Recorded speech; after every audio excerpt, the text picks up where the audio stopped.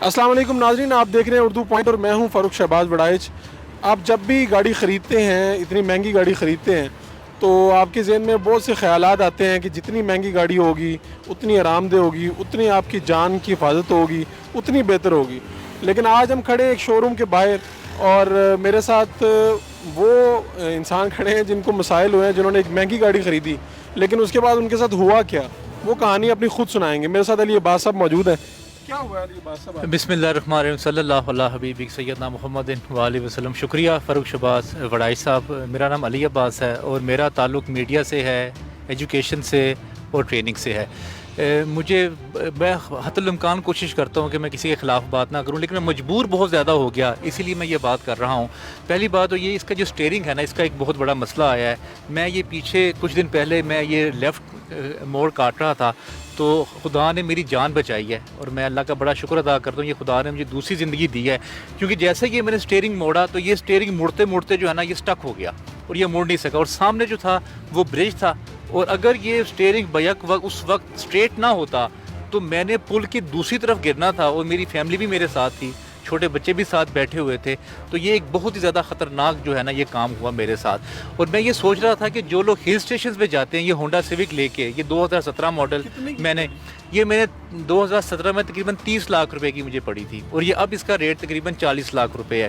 میں یہ سوچ رہا تھا کہ جو لوگ ہل اسٹیشنز پہ جاتے ہیں، اور آپ کو پتہ ہے ہل اسٹیشنز میں گاڑی کا سٹیئرنگ اور بریکس جو ہیں وہ ٹھیک ہونا کتنی ضروری ہے۔ ایک لمحہ بھی جو ہے نا وہ اگر چوک جائے تو وہ آپ کھائی کے نیچے گر سکتے ہیں۔ تو میرے تمام لوگوں سے میری گزارش ہے کہ جن کے پاس یہ ہونڈا سیوک ہے اور یہ 2017 ماڈل، وہ ہل اسٹیشنز کا جو سفر ہے اس کو بالکل اس سے پرہیز کریں۔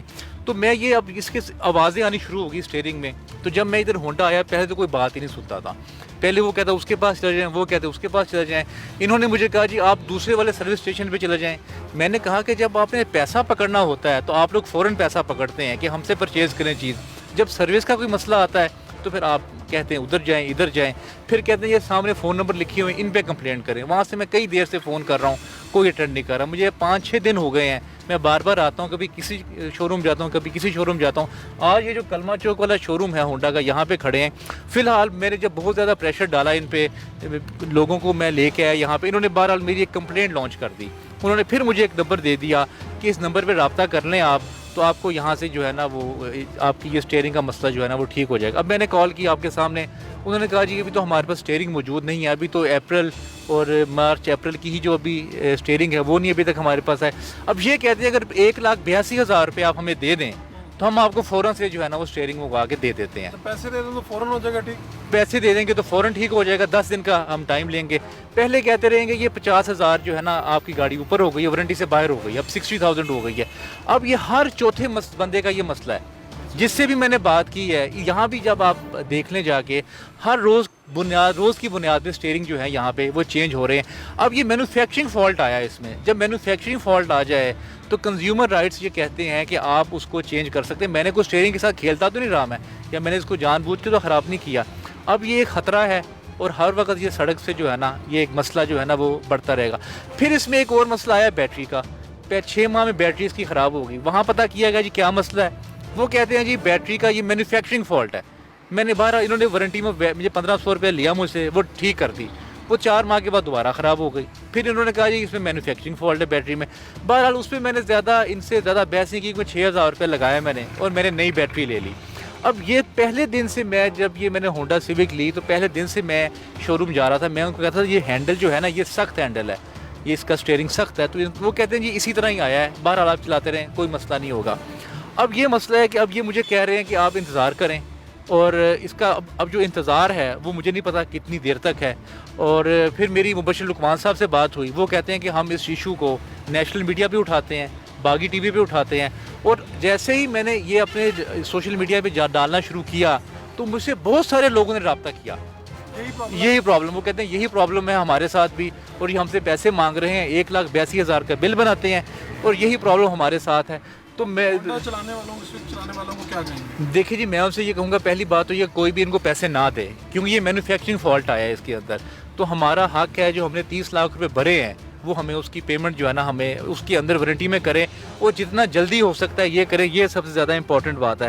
اب بہت سارے لوگ جو میرے کنزیومر رائٹس کے جو چیئرمین ہیں عارف انصاری صاحب وہ کہتے ہیں میرے پاس آئیں, ہم ان کو لیگل جو ہے وہ نوٹس بھجواتے ہیں اور لیگل طریقے سے جو ہے نا اگر آپ کی یہ بات نہیں سنتے تو ہم اس پہ آپ عمل کر سکتے ہیں. بہت سارے لوگ جو ہیں وہ آئیں گے اور میں ان سے گزارش کروں گا کہ وہ یہاں پہ آئیں اور یہاں پہ آ کے پروٹیسٹ کریں تاکہ وہ ان کو لوگوں کو پتہ ہو کہ وہ اتنی جو انہوں نے کمائی کی ہے تو وہ کمائی جو ہے ان کی وہ ان کو ان کا رزلٹ ملنا چاہیے.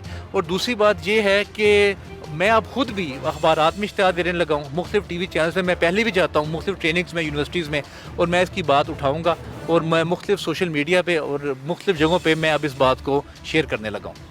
جی, یہ علی عباس ہیں اور ان جیسے کئی لوگ ہیں جو پورے ملک میں اس طرح کی گاڑیاں چلا رہے ہیں. لیکن جب بھی آپ اس طرح کی گاڑیاں چلاتے ہیں تو بہرحال یہی تاثر ہوتا ہے کہ اب آپ کی زندگی آرام دہ ہوگی, لیکن سم ٹائم اس طرح کے جو حالات ہیں وہ آپ کی زندگی مزید مشکل بنا دیتے ہیں. لیکن متعلقہ اداروں کو سوچنا ہوگا کہ اتنے پیسے بھرنے کے بعد بھی آخر کیوں ان گاڑیوں میں اس طرح کے مسائل ہیں اور ان کو کیوں نہیں حل کیا جاتا. جی بالکل, آپ نے پوری ویڈیو دیکھی. بیسیکلی ہمیں بہت سی شکایات موصول ہوئی تھیں ہونڈا سوئک گاڑی کے سٹیئرنگ کے حوالے سے, اور یہ جس طرح سے آپ نے ویڈیو بھی ملاحظہ کی تو ہم نے یہ مناسب سمجھا کہ ہم رابطہ کر لیں جو متعلقہ ذمہ داران ہیں, متعلقہ حکام ہیں. تو ہم نے ہونڈا جو لاہور آفس میں جی ایم بیٹھتے ہیں جاوید صاحب, ان سے رابطہ کرنے کی بارہا کوشش کی. اس کے بعد جو ہونڈا سے متعلقہ ہیں اقبال صاحب, ان سے جب رابطہ کیا اور ان کو یہ مسئلہ بتایا کہ ہمیں آپ کا موقف چاہیے, تو انہوں نے آگے سے کہا کہ یہ موقف میں نہیں دیتا, جو کنسرن بندہ ہے وہ دے گا. میں نے انہیں کہا کہ آپ ہمارا ان سے رابطہ کروا دیں. انہوں نے کہا وہ ایسے رابطہ نہیں ہوگا اور وہ خود آپ سے رابطہ کر لیں گے. لیکن کئی دن گزرنے کے باوجود ان کی جانب سے رابطہ نہیں کیا گیا. ہم نے پوری کوشش کی کہ ہونڈا کا موقف بھی اس سٹوری میں شامل کیا جائے, لیکن ایسا ممکن ہونڈا حکام کی وجہ سے نہیں ہو سکا. تو اس لیے بارہا کوشش کرنے کے باوجود جب موقف نہیں آیا تو ہم یہ مجبور ہیں کہ ہم اس کو اسی طرح سے ہی آپ کے سامنے پیش کریں. ابھی بھی ہم یہ کہہ رہے ہیں کہ سٹوری کو آن ایئر ہونے کے بعد بھی اگر ہونڈا حکام اپنا موقف پیش کرنا چاہیں تو ہمارا پلیٹ فارم حاضر ہے.